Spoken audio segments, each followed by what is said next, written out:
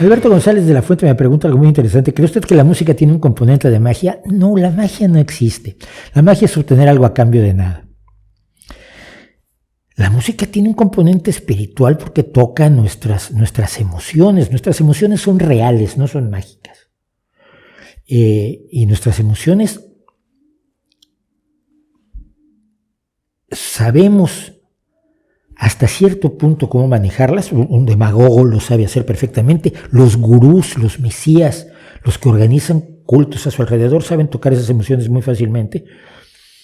Y es mucho más difícil, sin embargo, lograrlo hacer a través del arte, porque es mucho menos matemático, porque es mucho menos simple. Puedes escribir cancioncitas bobas y más o menos salir adelante y decir que es reggaetón. Pero para ir a lo profundo, para ir a lo tremendo de la poesía, a lo grande de la plástica, a lo relevante de la música, y por relevante no hablo de la música formal, de la música de orquesta sinfónica, etcétera, no. Hablo de aquello que es capaz de aportarnos la música hecha de la manera más artesanal posible. No es tan fácil industrializarlo. Puedes sacar muchos éxitos musicales en la fábrica de éxitos musicales. Actualmente hay muchas fábricas de éxitos musicales y tiene además a sus personajes, su Demi Lovato y su Ariana Grande y su Pitbull y sus manufacturadores de éxitos. Pero esos éxitos, las emociones que tocan son superficiales y eso te lo pueden decir los propios aficionados a esa música. Pero magia no tiene.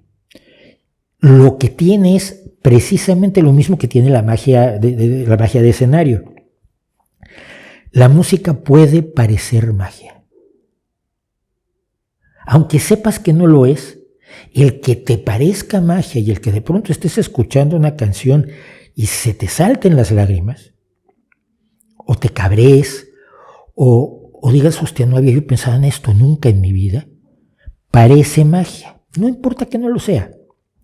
Es lo mismo que cuando ves a Penn Teller o ves a Jandro, a cualquier maestro de las cartas en España, que tenemos a los mejores magos de cartas que hay. Tú lo ves en el escenario y dices, parece magia. Yo sé que no es magia, yo sé que es un truco, yo sé que no está acudiendo a lo sobrenatural para producir esa ilusión. Es un ilusionista, me está creando la ilusión de la magia.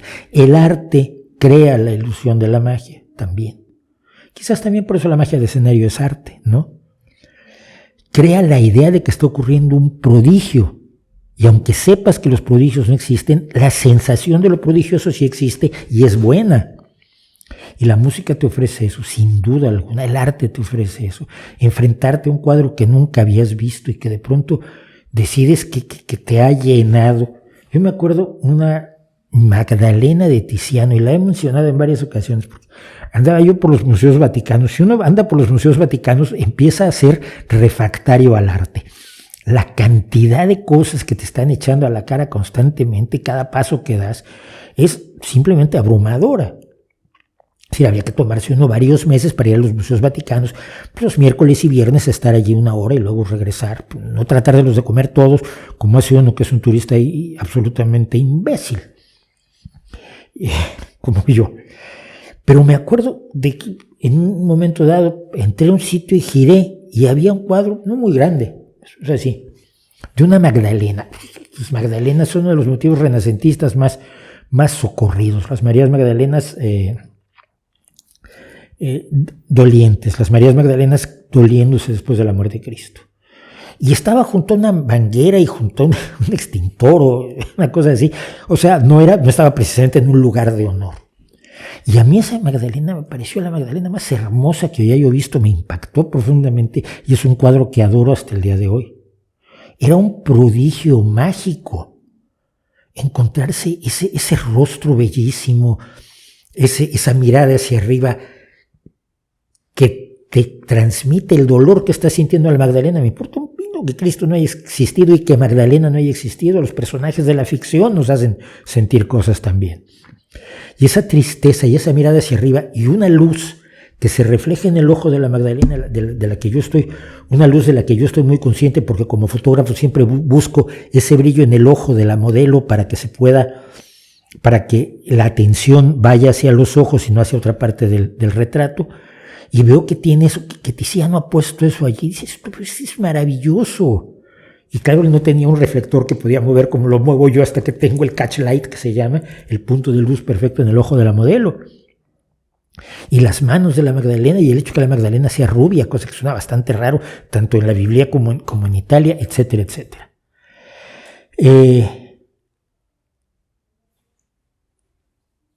Parece magia y no lo es. Mira, Jorge Bolaños, que hoy estamos hablando de otro cuadro que a mí me mató, que es Un perro semihundido. Yo no lo conocía.